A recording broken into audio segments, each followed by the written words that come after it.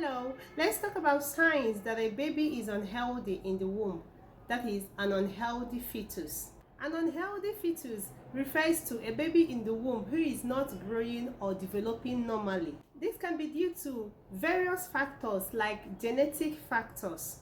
For example, chromosomal abnormalities, error in the number or structure of the chromosomes, like you see in Down syndrome. 2. Genetic mutations, change in the DNA sequence as seen in sickle cell anemia.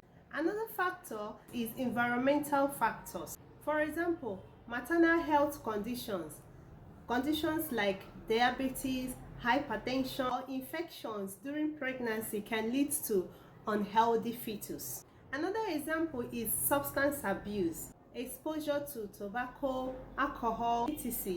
can lead to an unhealthy baby in the womb. Nutritional deficiencies.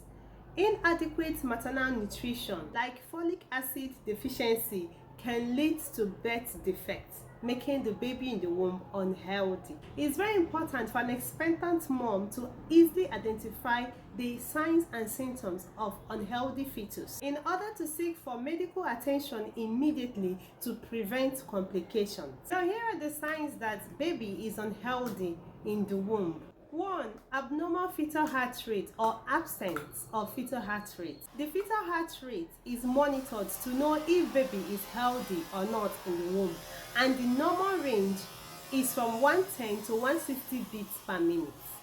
Normally, a baby's heart rate begins to beat after the 5th week of pregnancy.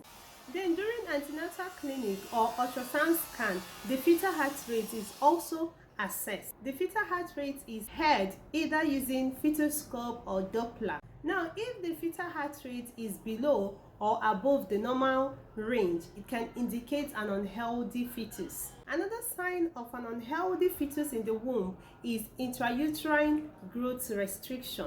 Intrauterine growth restriction affects the growth of the baby in the womb. There is low fetal growth due to placenta insufficiency and other factors. Baby in the womb measures at least 10% smaller than the gestational age. Another sign I'm to talk about here is abnormal fundal height.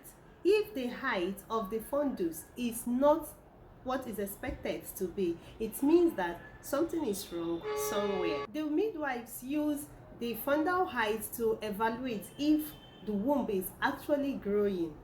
Not only the womb, even the baby in the womb is growing. If the quantity of amniotic fluid is much or low, or the baby is lying bridge, it can make the fundal height to be abnormal. Normally, after week 16, fundal height matches with the development and progress of the pregnancy. So if it's abnormal, it means that the baby in the womb is not growing well too.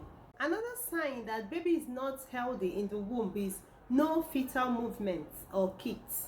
From around 18 to 20 weeks of pregnancy, a pregnant woman, especially one who has given birth before, begins to feel baby's movement.